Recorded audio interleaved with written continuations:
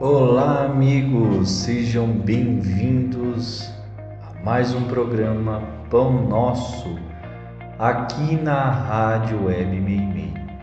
Aqui quem vos fala é o Eric Matheus e você pode estar conosco aqui semanalmente no programa Pão Nosso, na segunda, quarta e sexta de toda semana às 18h30, diretamente do aplicativo Rádio Web Meimei. E também disponibilizamos o programa toda semana pelo YouTube, nas segundas-feiras e no Spotify. Então siga a gente nas redes sociais e fique por dentro de toda a programação aqui da Rádio Web Meimei. E hoje vamos dar seguimento ao nosso estudo do livro Jesus no Lar. Hoje, e especialmente no capítulo 13, O Revolucionário Sincero. Então, meus amigos, vamos de estudo? No curso das elucidações domésticas, Judas conversava entusiástico sobre as anomalias na governança do povo e, exaltado, dizia das probabilidades da revolução em Jerusalém, quando o Senhor comentou muito calmo. Vamos ver então, meus amigos, em relação a Judas aí, esse pensamento que o povo judeu naquele tempo tinha sobre um Messias revolucionário que ia impor pelas forças a sua doutrina. Mas como nós sabemos, o Cristo não veio para a guerra, e sim para a união das almas na terra. E o Senhor Jesus comentou muito calmo que existia um rei antigo que era considerado cruel pelo povo de sua pátria, a tal ponto que o principal dos profetas do reino foi convidado a chefiar uma rebelião de grande alcance que o arrancasse do trono. O profeta não acreditou de início nas denúncias populares, mas a multidão insistia.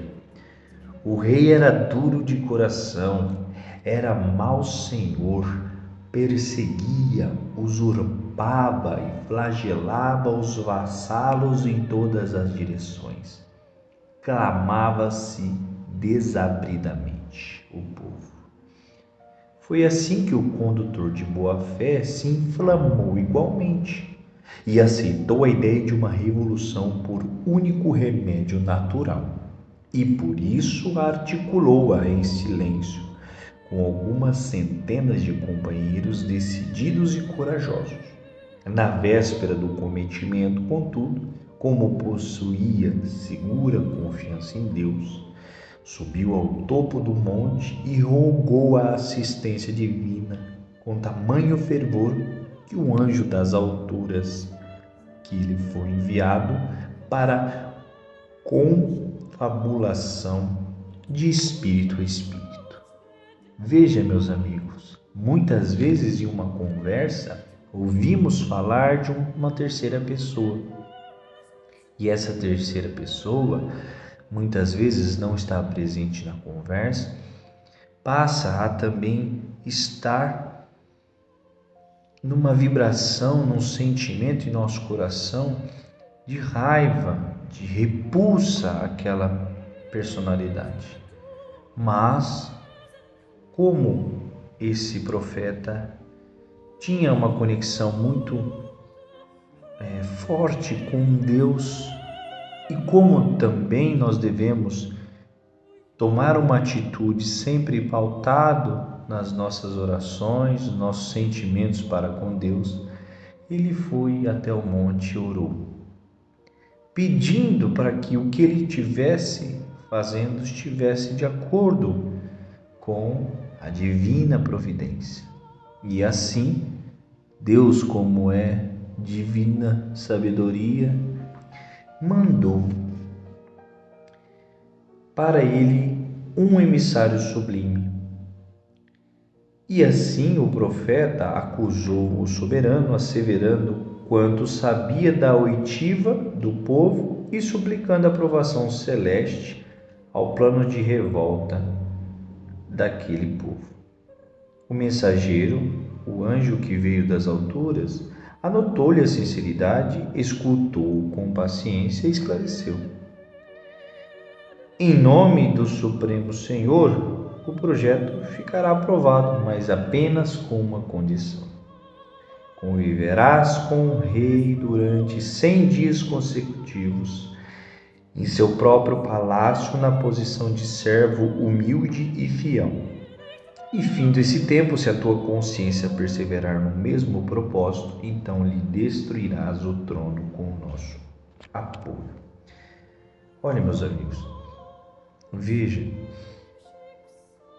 para que nós possamos analisar uma condição de um irmão que muitas vezes se impõe com raiva, com vigor, com ansiedade, com dureza, nós precisamos verificar que muitas vezes, ou na maioria das vezes, esse irmão está atormentado pela posição do poder, pela posição de um cargo que lhe exige um trabalho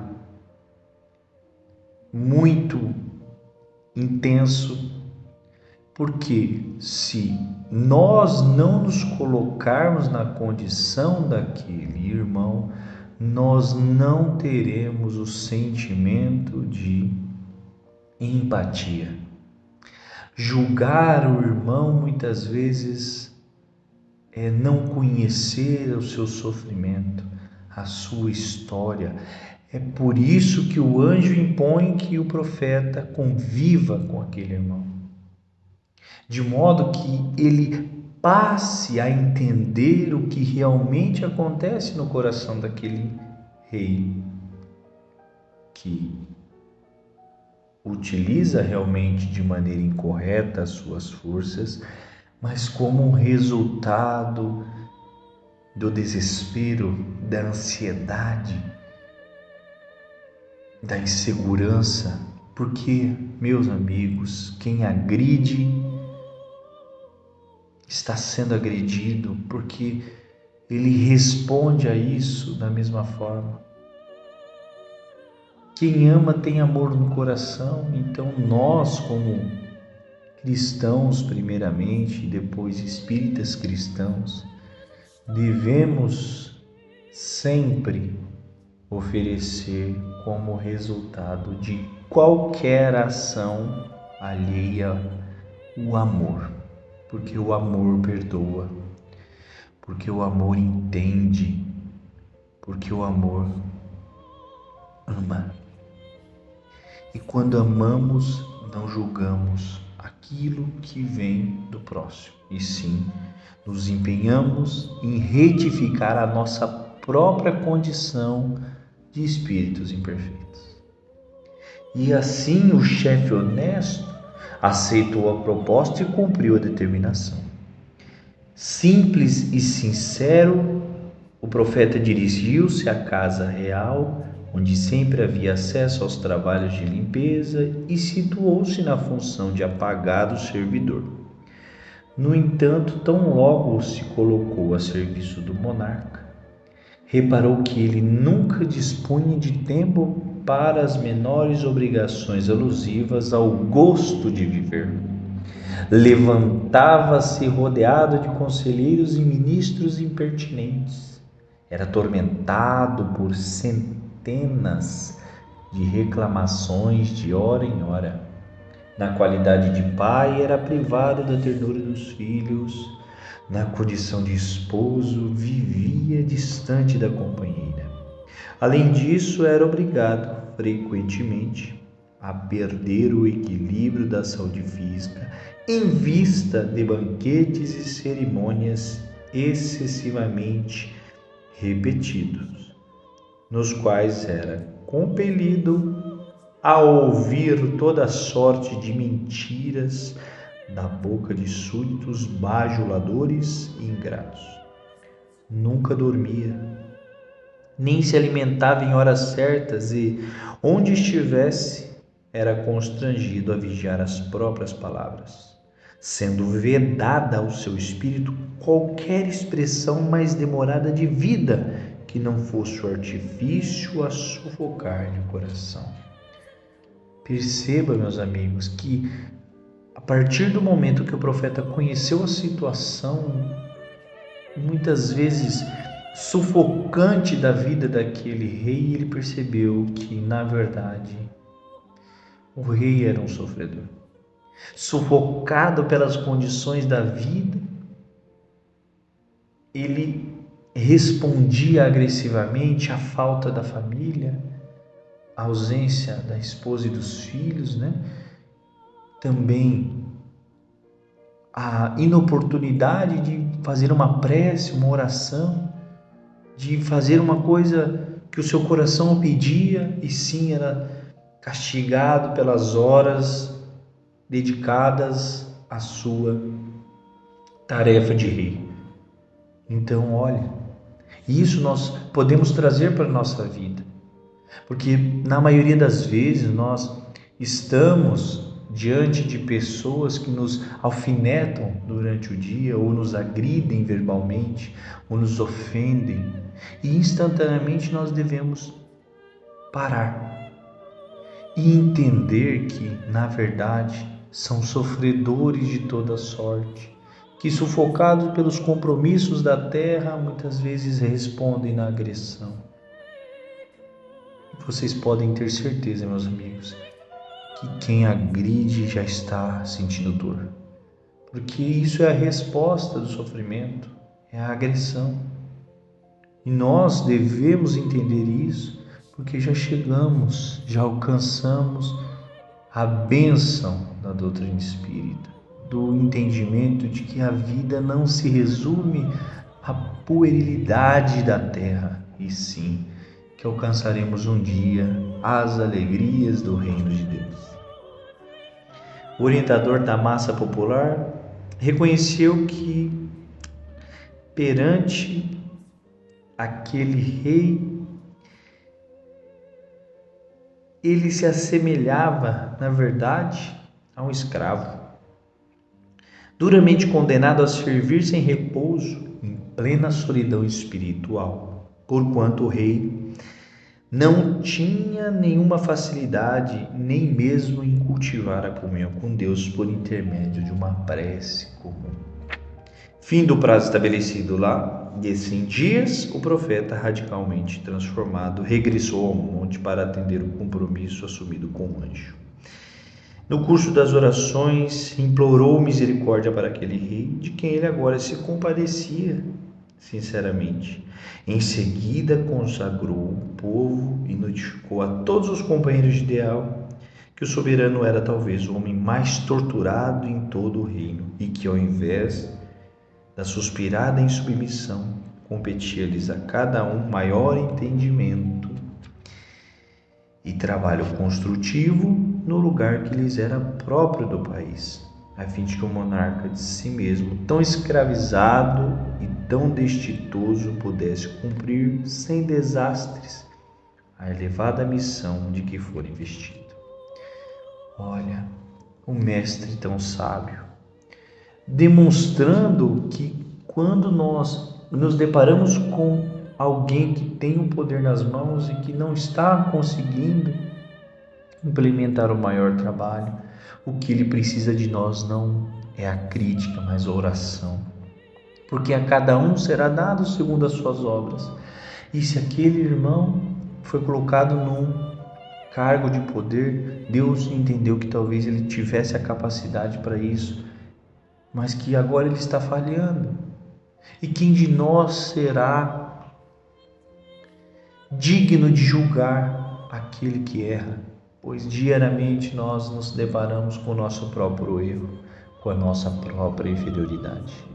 E assim, o que ele pede então para o povo Agora, ao invés de criticá-lo, esse homem torturado pelas suas tarefas de rei, nós nos empenharemos mais em fazer o nosso próprio trabalho, a nossa própria dedicação, a nossa tarefa, porque isso que importa, meus amigos. Quando nos depararmos com um erro alheio, oremos por essas pessoas, porque a cada um será dado aquilo que está fazendo, mas mais que isso, que possamos atuar fortemente na nossa própria tarefa, mesmo que simples, mesmo que seja para ser um amigo, um irmão, um filho, um pai, um esposo, uma esposa, que possamos nos dedicar à nossa tarefa com fervor, porque assim contribuiremos para o mundo de forma mais eficaz. Porque, amigos, de reparar erros alheios nós estamos fartos. A sociedade deve ter o compromisso de cumprir cada um a sua tarefa. E assim um dia talvez alcançaremos a alegria de uma terra feliz e renovada. E assim a rebeldia daquele povo foi convertida em compreensão e serviço. Judas, desapontado, parecia ensaiar alguma ponderação irreversível, mas o mestre divino antecipou a ele, falando incisivo: a revolução é sempre o engano trágico daqueles que desejam arrebatar ao trem o cetro do governo. Quando cada servidor entende o dever que lhe cabe no plano da vida, não há disposição para indisciplina nem tempo para insubmissão. Meus amigos, se nós soubéssemos disso a cada dia em nosso coração, que a revolução é um engano trágico, porque arrebatar aquele cetro de governo é uma ilusão, porque nós cairemos da mesma forma, porque nós somos errantes da mesma forma. E assim, se nós entendêssemos que no Brasil, que no mundo, que no planeta, que na galáxia, se cada um cumprisse a sua finalidade de servidor naquela tarefa que foi designada, começando por ser um bom filho, começando por, nas tarefas simples, estar confortáveis, entenderíamos que a indisciplina e a insubmissão é na verdade uma ilusão. Estaríamos com o coração confortável, porque as disposições dos cargos da terra são apenas transitórios, passageiros. Que o verdadeiro sentido da nossa tarefa espiritual no planeta é ser um bom cristão, é amar mais e perdoar mais e dedicar mais a nossa vida ao próximo. Seja em qual posição social nós estamos, porque isso não interessa. Obviamente, o Judas, ali naquele momento, estava desapontado devido a essa insatisfação que nós temos com a corrupção, com a violência, que muitas vezes nos deparamos com esse sentimento quando vemos as notícias. Mas o Cristo nos mostra que a oração, o pensamento positivo e o trabalho bem executado na nossa tarefa é o que importa para o crescimento espiritual do nosso planeta. Certo, amigos? Vamos ficando por aqui. Mais um programa Pão Nosso aqui na Rádio Web Meimei.